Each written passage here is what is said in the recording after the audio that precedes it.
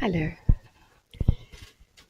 welcome to this webinar. Our subject this morning is Identity is Everything. So let us look at what is behind this statement. People come to meditation for various different reasons. It may be too much stress, it may be they want to experience peace, they may want to rid themselves of some negative habits, to think more positively, so many different reasons. But if we look at these reasons, mainly it's about changing ourselves. We want to change something about ourselves or something about our experience of our lives. Intuitively, we feel that somehow the mind is connected with this. That if we can think differently, then, perhaps our lives will be different. Because from our thoughts emerge feelings, and feelings are mainly our experience of life. So the mind, for most people, is a bit of a mystery because we feel that we can't control the mind, we can't change the mind. And perhaps that's because we try to start in the wrong place. To change the mind, we need to first look at what is creating those thoughts or the quality of our thoughts. And behind the mind is our perspective. Our perspective is rather like wearing a lens, and we see ourselves and we see the world around us through that lens. And for the most part, our perspective is connected to things of this physical world. For example, my perspective may be that I am female and I come from a particular culture, nationality, religion, language. And so these are the lenses that I wear. And rather like colored lenses, if I'm wearing green lenses, everything that I look at appears green. And so in the same way, if I'm wearing the lenses of a physical identity, then everything that I experience in my life is through that lens. Meditation, of course, is not about the physical. Meditation draws us into a world that is non-physical. And the non-physical world cannot be seen with the physical eyes. We know this. And within that is what we call consciousness.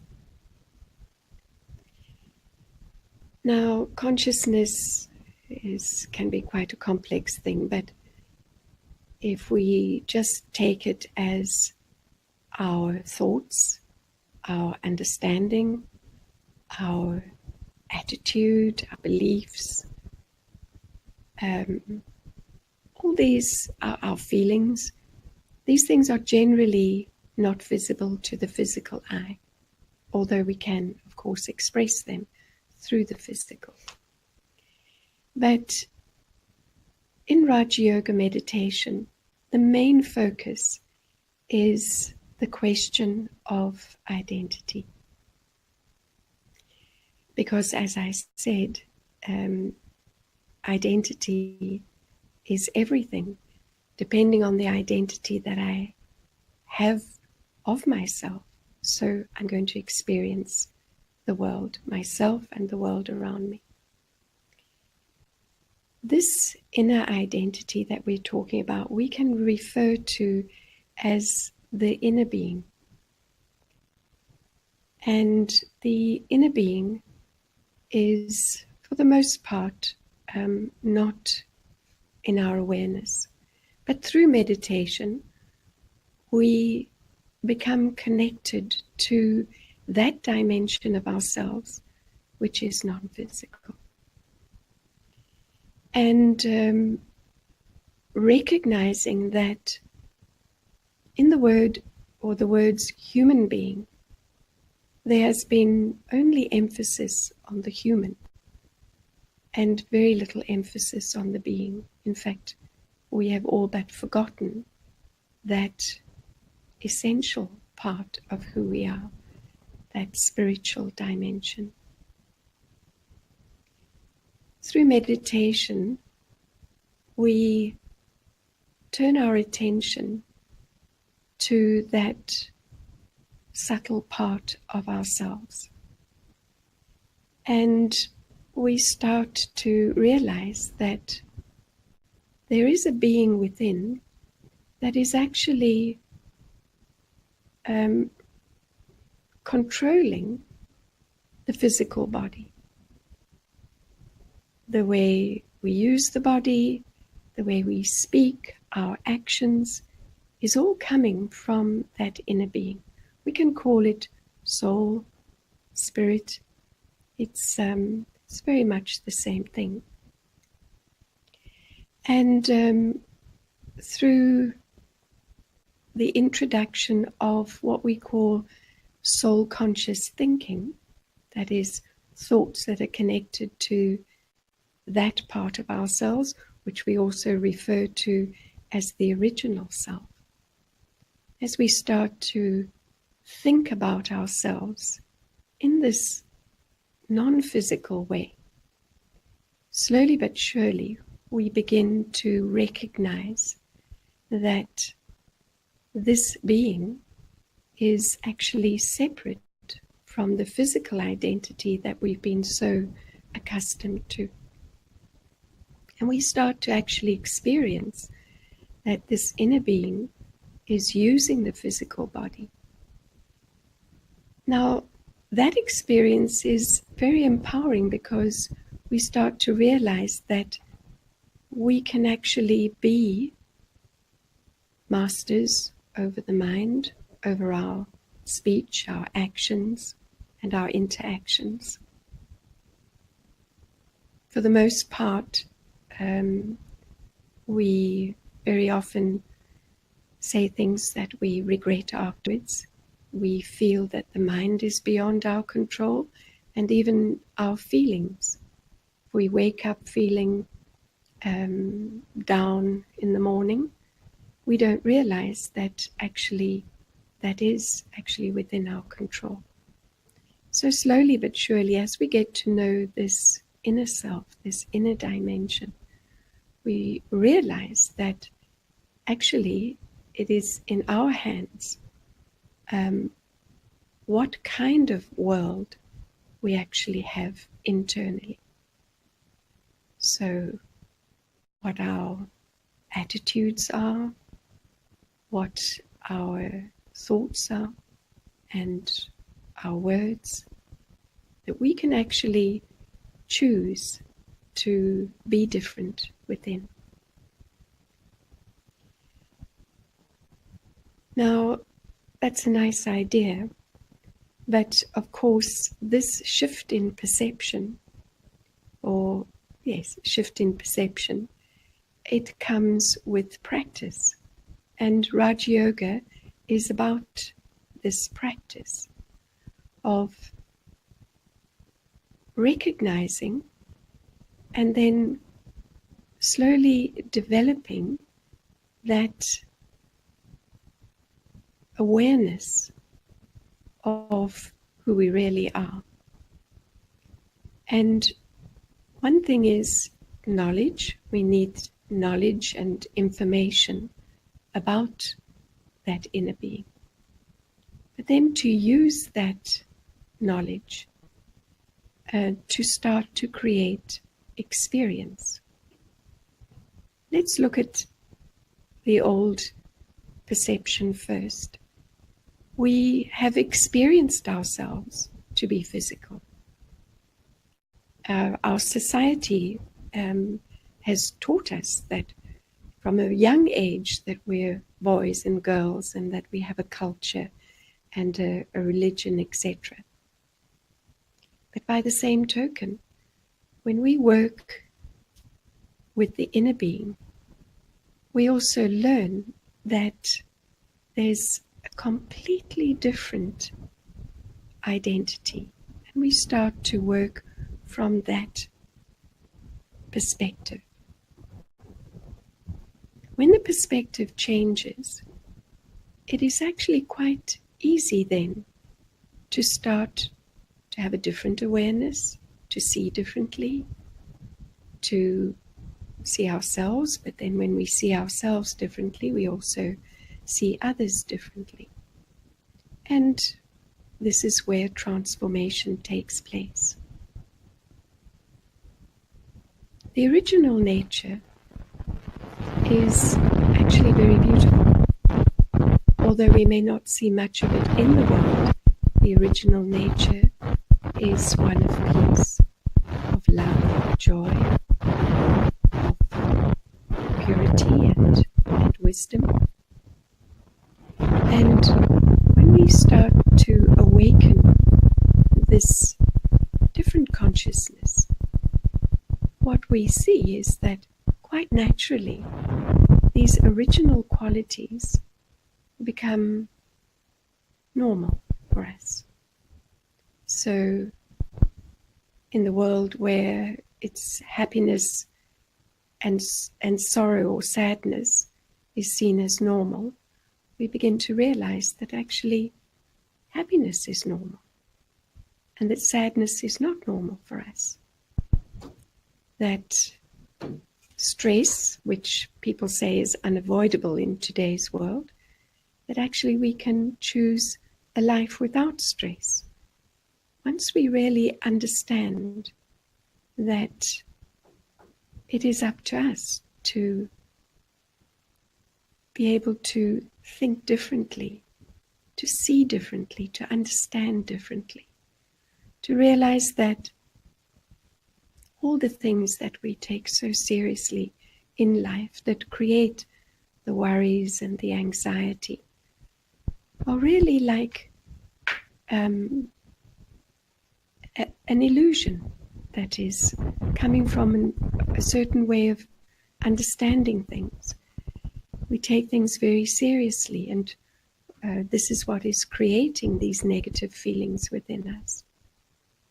And taking the power back into our own hands and realizing that no one out there, no situation out there can make me feel in a particular way. So no one is responsible for my hurt feelings. No one is responsible for my sadness or my anxiety. That it is actually the inner being that is creating those feelings because of the thoughts that we create.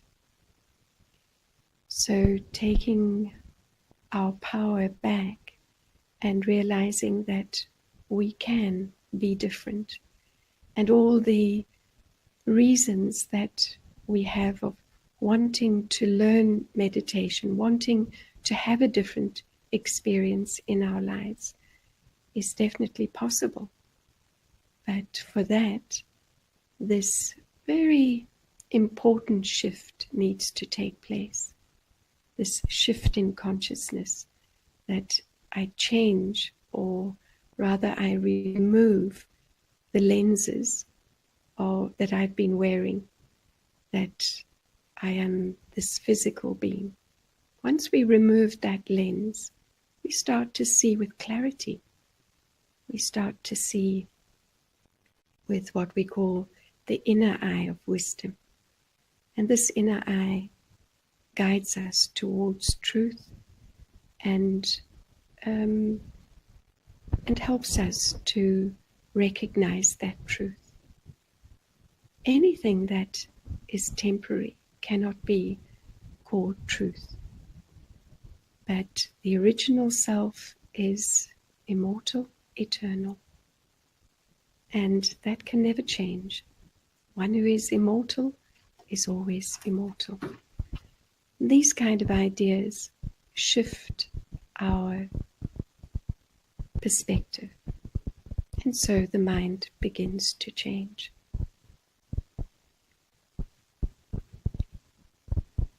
So I'll pause there.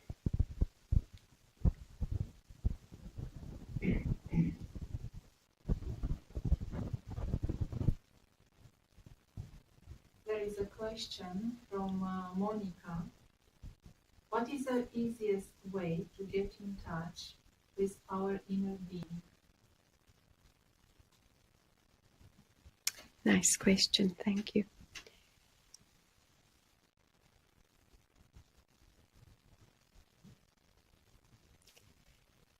When we start the journey of meditation, there are some things that can be challenging. One of them is concentration. It doesn't matter if we can't concentrate, because through the practice, this concentration will build and increase.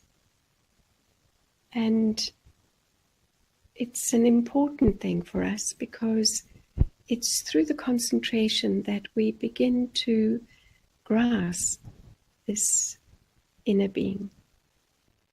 And concentration also requires some stillness and some silence inside. So we know that many thoughts will come. The mind is not accustomed to being controlled, and we certainly don't want to suppress it. But slowly but surely, having that inner silence and starting to just think about the very different qualities of this inner being. Just to think about them. That in itself brings an experience. And the experience, of course, is a very important aspect or component, because experience is something we create.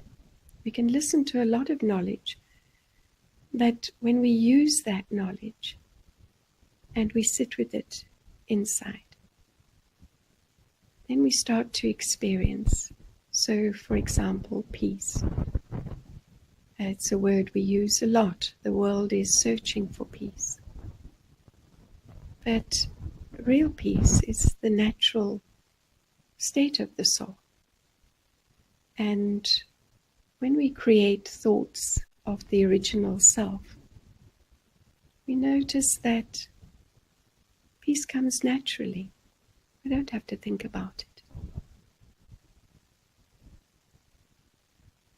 It's the thoughts based on truth that will bring these experiences.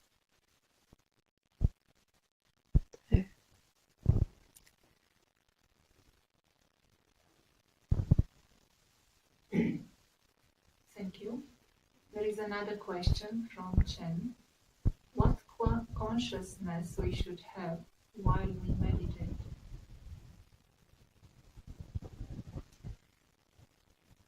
Well, of course, each one of us are so different. We're different because we've come through so many different experiences, and all of that has shaped who we are internally, which we call consciousness. One nice thing to practice is to just clear some space inside. But again, it comes back to what is the quality of the thoughts that I create?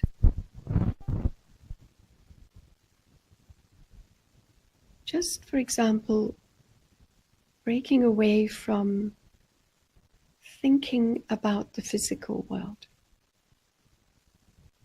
That's all we've thought about for all our lives. Now we're introducing thoughts of a non-physical world, a non-physical being. And this shifts everything internally.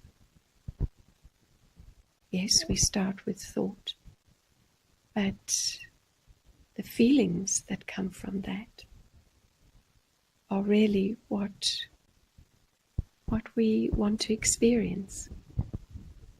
Otherwise, meditation will just be another concept. And yes, we can use it like that. We can feel more peaceful. We can be less stressed.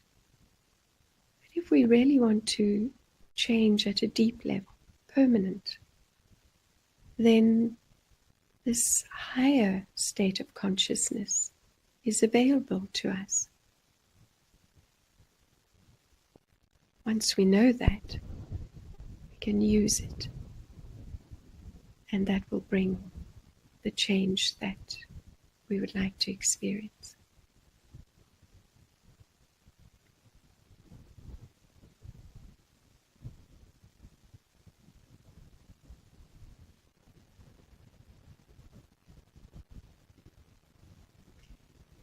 So we take a few moments just to experiment with these ideas.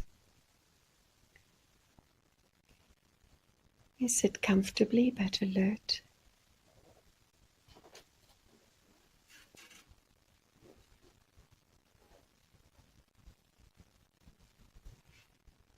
On one side, we are very familiar with the physical world. We know a lot about it.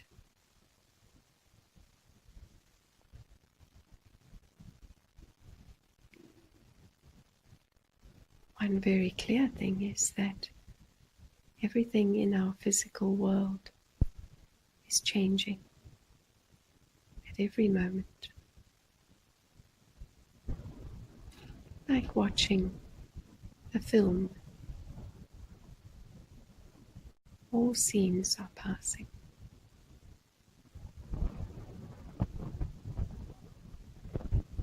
So we know that in the physical world, nothing is permanent. That includes our physical bodies, nature, the trees, the buildings, our jobs, our families, constantly changing. The inner eye of wisdom has the ability to see a different dimension. We call this the dimension of the soul, the spiritual being, the being that looks like a star.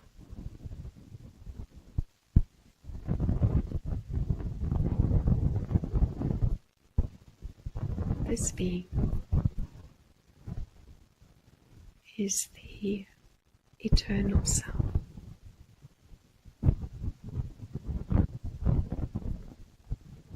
What do we know about this being? This being is immortal.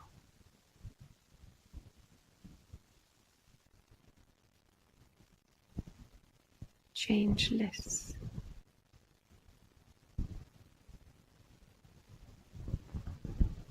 And the dimension of this being is also changeless.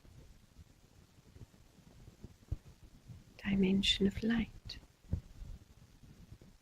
silent, beyond time and space.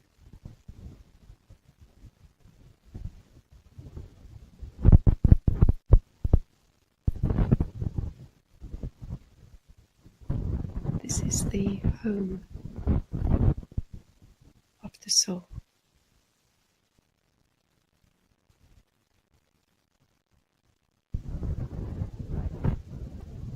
And the soul is naturally peaceful, joyful,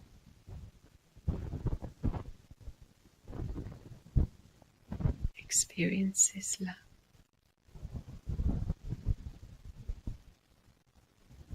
And shares love.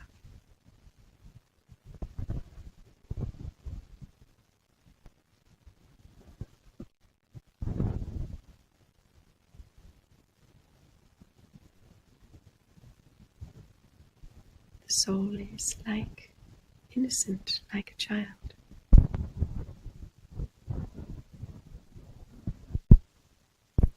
Free from harm and harmless.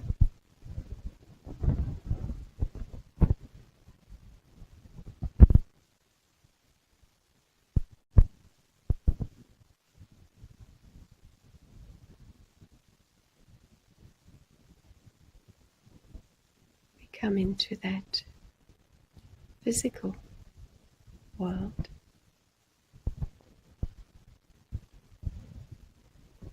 remembering that our truth is eternal,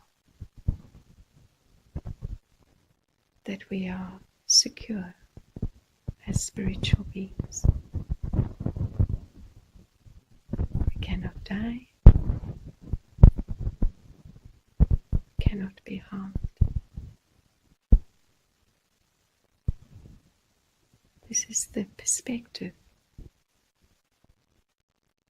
that we hold whilst in the physical world.